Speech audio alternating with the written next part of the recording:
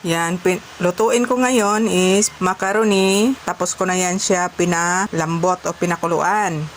Tapos, giniling na pork, nakamarinate na siya ng soy sauce at saka iba pang ricado. At saka haluan ko stock sa ref at saka hiwa-hiwang kamatis, bawang, sibuyas at saka lagyan ko siya ng cheese. Ito yung namimiss ko nung nasa Kuwait ako. Lagi sila nagpapaluto nito.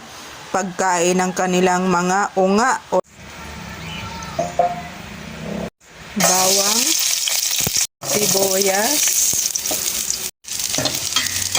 Halaluin lang ng konti. Kamatis.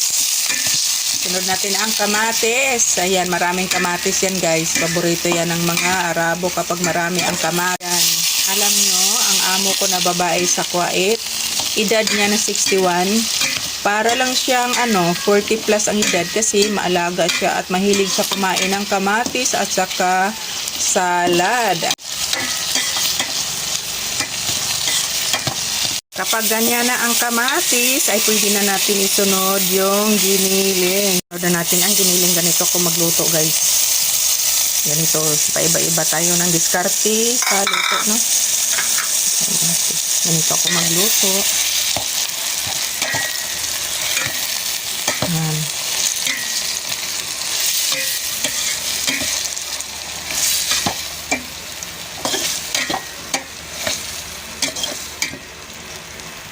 Muna natin siya.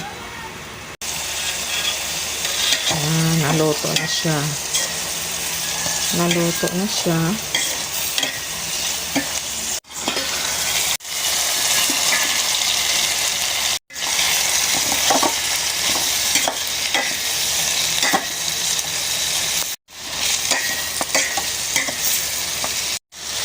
Cubes.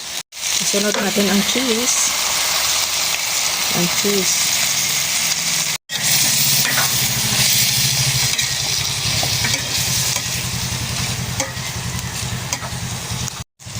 Yan, nahalo ko na yung cheese at saka broccoli.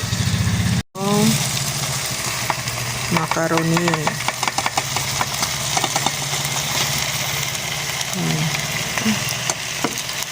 Yan ko yung macaroni. Mahaba itong video ko. Okay lang.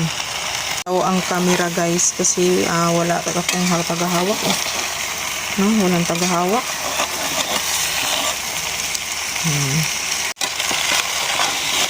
Yan na guys ang aking menu today.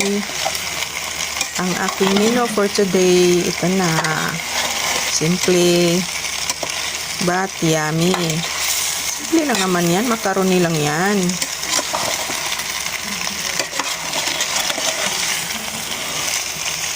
Nilagyan ko siya ng tomato paste at saka cheese powder. Ayan, cheese powder. Ayan. Ayan, luto na siya.